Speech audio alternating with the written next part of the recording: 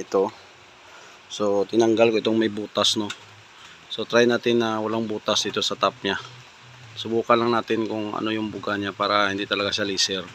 So try natin kung ano yung so walang butas ito sa taas. So, try na naman natin.